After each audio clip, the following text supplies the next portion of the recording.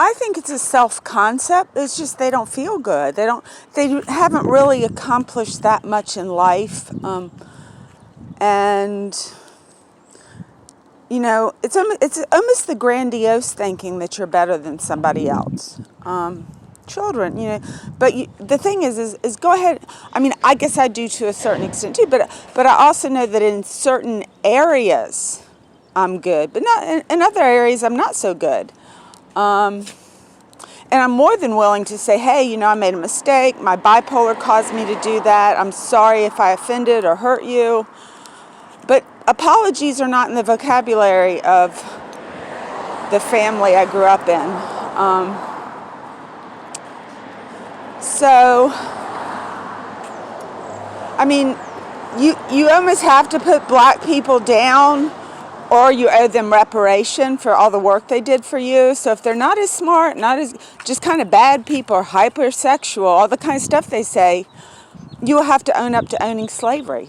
And then you have to make reparation. Do we give them part of the farm? That has crossed my mind. And because they worked it. If we found DNA relations to me in Gilpin, and my family's the one that held their family in slavery, what do I owe them? So those ethical and moral contributions to the art world, questions I ask, I think are positive.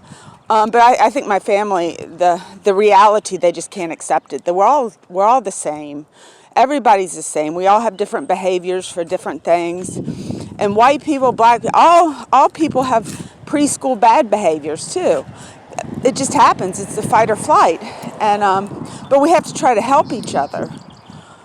So, I mean, I've been in the hospital with a pedophile, so you know, I've kind of seen the worst of the worst. But you know, I did see a pedophile thing that it's like a group of people that talk and they share that information with each other, so it keeps them from acting on those impulses from a childhood that was probably, you know, demeaned or, you know, ruined, tragic, because you had sex with a 4-year-old little boy or something.